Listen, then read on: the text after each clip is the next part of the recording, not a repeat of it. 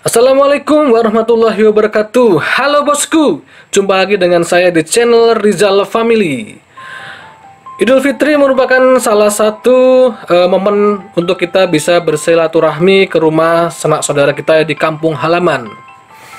Namun pemerintah telah melarang kita sebagai masyarakat untuk melakukan mudik atau pulang kampung di tahun ini. So, sedih banget rasanya tidak bisa merasakan lagi momen-momen lebaran seperti sebelum-sebelumnya. Mungkin sebagian besar dari kalian juga mengalaminya. Kita pun mengakui bahwa lebaran tahun ini memang berbeda dengan lebaran-lebaran di tahun sebelumnya.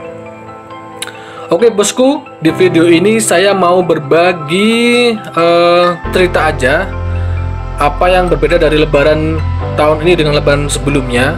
Ini menurut pendapat kami, menurut pengalaman kami, karena kami juga merupakan salah satu yang tidak bisa pulang kampung ke kampung halaman.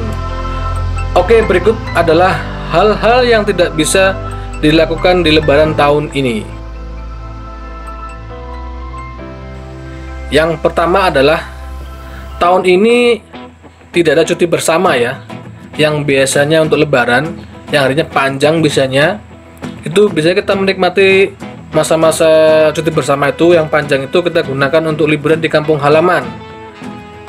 Di tahun ini cuti ini dihapuskan karena kebijakan pemerintah untuk mengatasi penyebaran virus corona. Namun sebagai penggantinya, pemerintah memindahkan cuti bersama tersebut di akhir tahun. Ya mudah-mudahan nanti di akhir tahun wabah virus corona ini sudah berakhir dan sudah normal kembali. Amin ya robbal alamin. Oke, yang kedua adalah kita tidak bisa pulang kampung karena memang larangan dari pemerintah. Jadi kita tetap bertahan aja di sini ya bosku ya. Transportasi darat baik udara maupun laut dibatasin.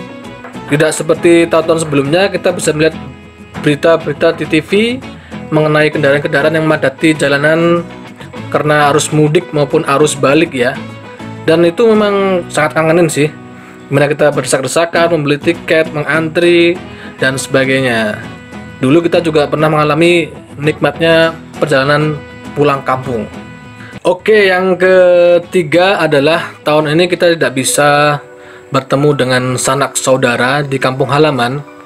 Karena biasanya kan kita sebagai keluarga besar, kita ngumpulnya di salah satu rumah anggota keluarga yang paling tua atau dituakan. So pasti kangen banget dengan momen-momen kebersamaan dengan mereka ya. Tradisi sungkeman, tradisi salam-salaman, tradisi keliling ke rumah tetangga-tetangga. Ini mungkin tidak bisa lagi dilaksanakan di tahun ini. Ya sedih banget sih.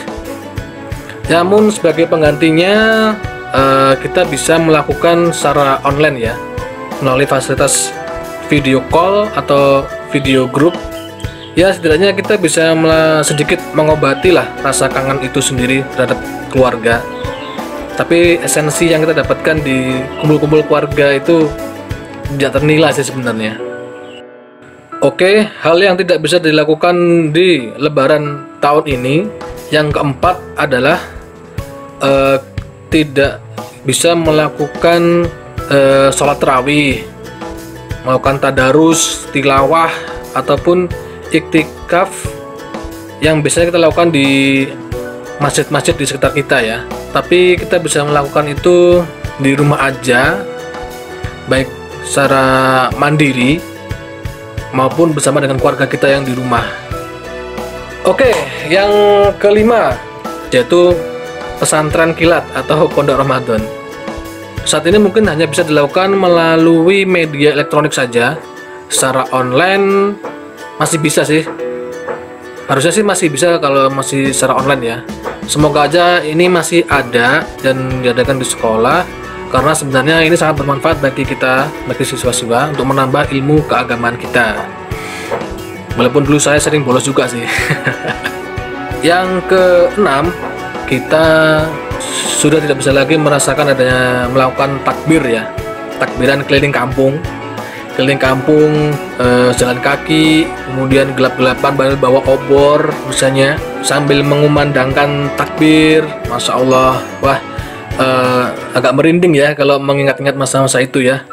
Karena zaman dulu tuh kita bisa melakukannya di kampung-kampung halaman kita dengan jamaah-jamaah masjid atau mushola terdekat. Namun saat ini tidak bisa kita lakukan karena memang larangan pemerintah. Namun takbiran masih bisa dilakukan melalui speaker masjid aja. Oke, kemudian yang ketujuh adalah hal yang tidak bisa kita lakukan di Lebaran tahun ini, yaitu sholat id di lapangan maupun di masjid ya. Kalau tahun sebelumnya kita masih bisa bangun-bangun subuh, sholat subuh, kemudian kita mandi, kemudian kita memakai pakaian baru, pakaian terbaik kita, memakai sarung baru, memakai mukena baru, memakai perhiasan, memakai pewangian. Kemudian kita dengan semangatnya berbondong-bondong ke masjid atau ke lapangan untuk melakukan sholat id bersama-sama.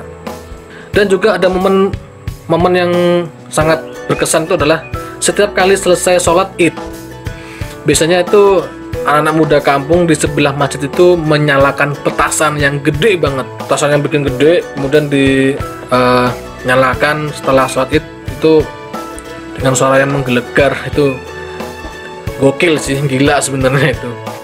Nah, yang ke-8 adalah yang paling ditunggu-tunggu nih, yang ditunggu-tunggu bagi kita semua, maksudnya anak-anak muda, yaitu adalah reuni dan buka bersama atau halal bihalal ya. Halal bihalal dengan mantan teman-teman kuliah, SMA, teman-teman SMP hingga TK, yang biasanya kan kita terjadwal nih. Biasanya seminggu sebelum Lebaran itu terjadwal tuh, setiap hari itu ada jadwalnya. Hari Sabtu, hari pertama ke temen reuni SMP, temen SMA, dan berikut juga setelah Lebaran juga ada reuni halal bihalal ke rumah guru ini, ke guru A, ke guru B, dan lain-lain. Pokoknya padat lah jadwalnya itu. Nah, untuk saat ini kayaknya sih nggak ada lagi reuni atau halal bihalal. Sampai sekarang juga nggak ada undangan dari teman-teman. Mungkin hanya bisa dilakukan kangen-kangenan lewat grup WA atau Facebook aja ya untuk saat ini. Oke, yang ke-9 yaitu tidak ada lagi salam tempel. Biasanya ini adalah tradisi yang paling kental di budaya kita, orang Indonesia. Biasanya kita itu selalu memberi atau ngasih angpau atau ngasih sangu ya ke saudara-saudara kecil kita, adik-adik, ponakan, sepupu yang belum mempunyai penghasilan sendiri. Atau saya kecil dulu juga gitu, keliling ke rumah tangga atau kampung gitu kan, walaupun nggak begitu kenal, datang makan minta dikasih uang angpau. Bahkan di kantong kiri kanan tuh penuh sekali dengan uang-uang pecahan atau recehan itu. Ini momen yang nggak ada lagi mungkin tahun ini ya, tapi kita bisa melakukannya, memberikan rezeki kita kepada saudara kita yang utama melalui transfer ya, transfer bank atau online ya. Oke, yang ke-10 adalah kita untuk Lebaran tahun ini kita nggak beli baju, beli sandal, beli sarung baru, kemudian beli mukena dan lain-lain lah. Toh kita juga tidak bisa memakainya di momen-momen Lebaran tahun ini. Mungkin kalaupun beli, mungkin juga beli online ya. Cuman kesan-kesan seperti kayak kita beli ke mall, jalan-jalan ke pasar untuk membeli baju, menawar dengan emak-emak dan lain-lain tuh nggak bisa lagi, nggak seru kalau nggak kayak gitu ya. Oke, kemudian yang ke-11 adalah pergi jalan-jalan ke tempat wisata, entah ke pantai, ke tempat wahana permainan, atau ke tempat air terjun, pemandian, atau ke tempat-tempat lainnya. Kita sambil berkunjung ke rumah saudara yang jauh di luar kota, sekalian kita mengunjungi tempat wisatanya. Nah, biasanya tuh di tempat wisata tuh penuh banget, padat banget bagi pengunjungnya ya. Nah, tahun ini kayaknya tuh tempat wisata ditutup ya. Oke, yang terakhir bosku, yang nggak bisa dilakukan di tahun ini adalah mungkin ziarah ya, ziarah kubur. Karena saya juga nggak bisa pulang kampung, karena saya di Kalimantan dan makam almarhumah ibu saya di Jawa, jadi tidak bisa melakukan ziarah kubur. Tapi di masa pandemi ini kita hanya bisa melakukan memanjatkan doa kepada orang-orang tersayang kita yang sudah meninggal di rumah aja melalui doa setelah sholat maupun tahlilan di rumah-rumah aja. Insya Allah doa kita akan sampai dan dijabah. Amin ya rabbal alamin. Oke bosku, nah tadi adalah rangkuman dari pengalaman saya. Saya bercerita tentang apa yang tidak bisa kita lakukan di Lebaran tahun ini daripada tahun-tahun sebelumnya. Idul Fitri dalam masa pandemi ini seolah-olah akan menghilangkan kultur atau budaya kita yang sudah berjalan selama bertahun-tahun. Padahal kita tetap bisa melakukannya dengan cara yang berbeda dari sebelumnya ya. Mungkin kita bisa memanfaatkan digitalisasi, memanfaatkan online, memanfaatkan perbankan, transfer, dan lain-lain sebagainya, teknologi-teknologi yang lainnya. Dan lebih dari itu, ada hikmah yang luar biasa yang bisa kita ambil dari masa pandemi ini, yaitu bisa menciptakan hal-hal yang positif atau kebiasaan positif yang baru. Contohnya adalah seperti ini. Misalnya mungkin dulu kita sebagai seorang ayah jarang ya menjadi imam sholat di rumah. Kita sering sholat di masjid atau di kantor. Nah saat ini karena kita menggunakan waktu di rumah, kita bisa membiasakan diri menjadi imam bagi keluarga kecil kita di rumah, mulai dari sholat wajib, sholat sunnah, sholat taraweh, hingga nantinya sholat id. Kemudian sekarang kita punya waktu luang untuk membaca Al-Quran, bahkan hingga kita bisa khatam Al-Quran lebih dari 2 atau 3 kali dalam bulan puasa ini. Kemudian hal positif lain yang baru kita dapatkan adalah kita mengajak dan mengajarkan anak kita di rumah cara beribadah yang baik dan sesuai dengan kaidah Islam. Mungkin ini adalah alhamdulillah bagi saya, Masya Allah, salah satu hikmah dan berkah dalam menjalani Ramadan di masa pandemi ini.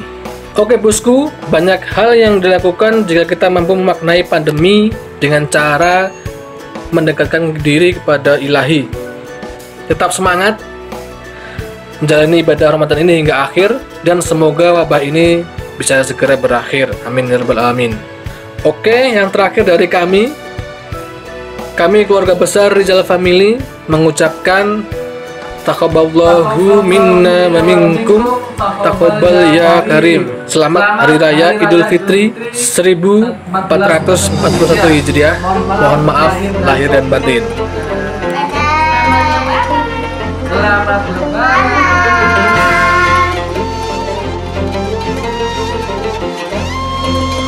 Oh iya, jangan lupa subscribe, kemudian kasih like, tulis komentar pengalaman lebaran kalian di tahun ini ya, dan jangan lupa share video ini jika bermanfaat. Terima kasih sudah menyaksikan video ini hingga selesai. Kalau lebih saya mohon maaf. Wassalamualaikum warahmatullahi wabarakatuh. Terima kasih.